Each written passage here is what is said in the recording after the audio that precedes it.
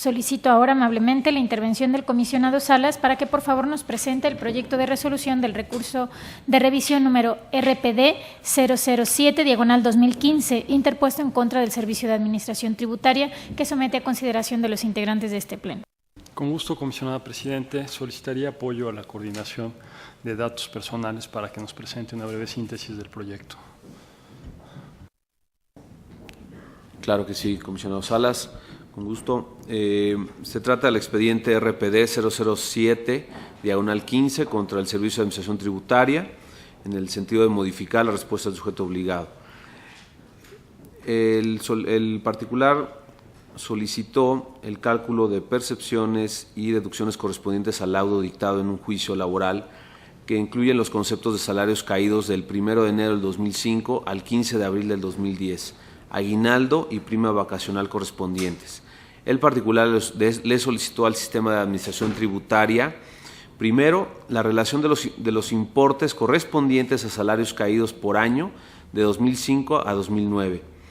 Segundo, que informe si se calculó y retuvo algún impuesto sobre cada uno de los importes correspondientes a salarios caídos por año de 2005 a 2009 y, en su caso, el fundamento legal para dicho cálculo y retención.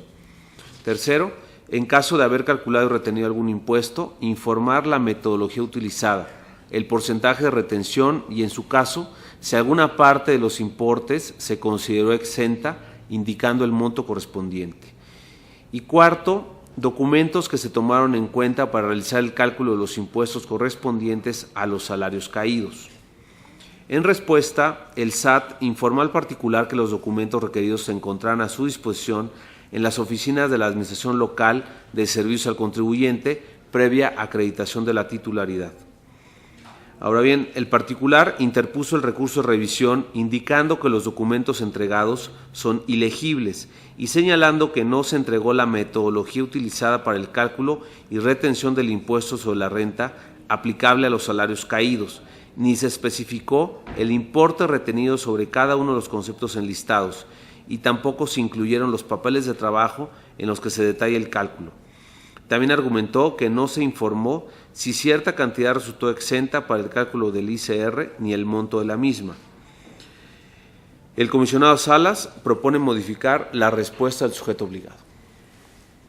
Muy amable, coordinador Parra. De 2013 a la fecha, el 14% de los recursos de revisión recibidos en este instituto corresponden a la protección de datos personales. En congruencia con esta cifra, el 13% de los recursos que hemos discutido públicamente en este pleno tratan sobre este derecho. La mayoría de ellos, el 59%, se relacionan con datos necesarios para el ejercicio de los derechos laborales y a la salud. Presentamos estos casos porque consideramos que son útiles para que las personas que se encuentran en situaciones similares a las que exponemos conozcan que el ejercicio de sus derechos genera resultados.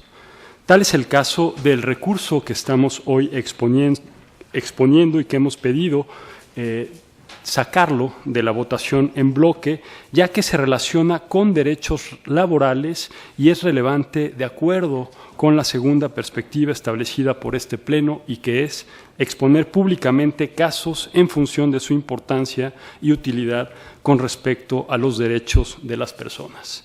En este caso, como ya se dijo, el particular se vio involucrado en un juicio laboral que duró varios años y finalmente se resolvió a su favor. Requirió información al Sistema de Administración Tributaria sobre los salarios caídos generados durante el juicio, los impuestos retenidos y la metodología utilizada para determinarlos. El sujeto obligado notificó la disponibilidad de la información, pero el particular interpuso este recurso de revisión porque la información era incompleta e ilegible.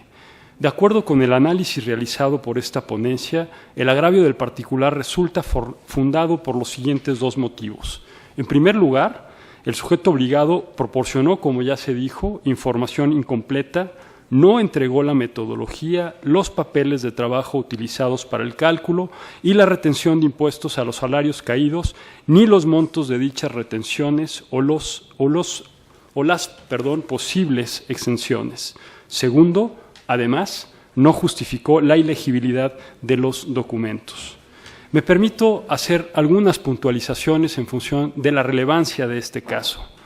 Este recurso, sin duda, puede aplicar a las miles de personas que se encuentran en juicios laborales por motivos similares.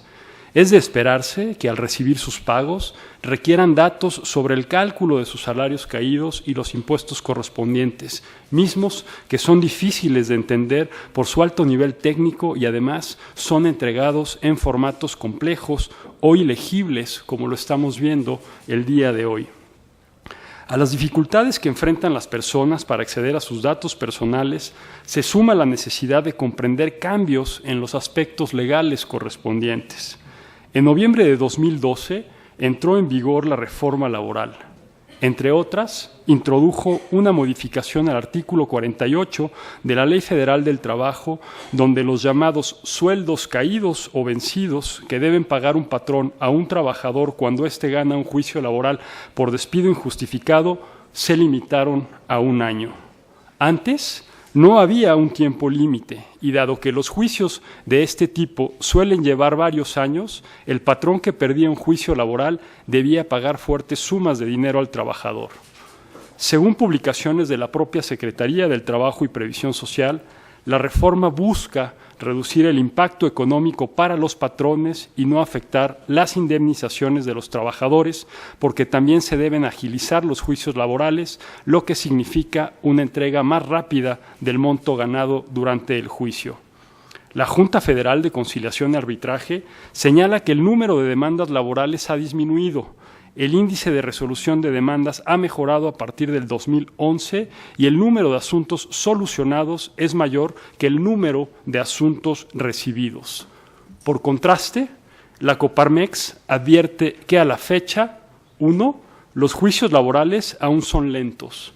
2, tanto patrones como trabajadores invierten grandes cantidades de dinero durante los mismos. Y 3, la Suprema Corte de Justicia aún está definiendo criterios jurídicos para resolver amparos interpuestos luego de la reforma y que permitirían aclarar el cálculo en cuestión. En este contexto, convendría que los sujetos obligados se planteen al menos las siguientes preguntas. ¿Cuáles son las deficiencias denunciadas por los particulares en cuanto a la atención de sus solicitudes de datos de salarios caídos? ¿Deben documentarse y publicarse metodologías y procedimientos precisos para el cálculo de los salarios caídos? ¿Se necesitan sistemas para el ágil acceso a este tipo de datos? Los sujetos obligados, consideramos, deben proteger los datos personales, pero también proporcionarlos cuando los particulares requieren acceso a los mismos para hacer efectivos, como en este caso, sus derechos laborales. De forma proactiva, podrían documentar y publicar las metodologías utilizadas, así como implementar sistemas de información que faciliten el acceso a datos personales en formatos comprensibles. Es por lo anterior que esta ponencia propone al Pleno modificar la respuesta del SAT e instruirle a efecto de que lleve a cabo lo siguiente. En primer lugar, entregue de manera legible al particular a su nombre el documento denominado Cálculo de Percepciones y Deducciones derivadas de una relación laboral que corresponde al periodo de enero de 2005 al 15 de abril del 2010. Segundo, realice una búsqueda de lo siguiente. Documentos en donde obren información que permita conocer si se calculó y retuvo algún impuesto sobre cada uno de los importes correspondientes a salarios caídos por año de 2005 a 2009 y, en su caso, el fundamento legal para dicho cálculo y retención. En caso de haber calculado y retenido algún impuesto, los documentos en donde obre la metodología utilizada, el porcentaje de retención y, en su caso, si alguna parte de los importes se consideró exenta, indicando el monto correspondiente. Y, finalmente, los documentos que se tomen en cuenta para realizar el cálculo de los impuestos correspondientes a los salarios caídos, tales como papeles de trabajo, entre otros. Lo anterior, en los archivos de todas las unidades administrativas competentes, entre las que no podrá omitir la Administración Central del Ciclo de Capital Humano y a la Administración Central de Operaciones de Recursos y Servicios. Es cuanto, comisionada presidente. Muchas gracias, comisionado Salas.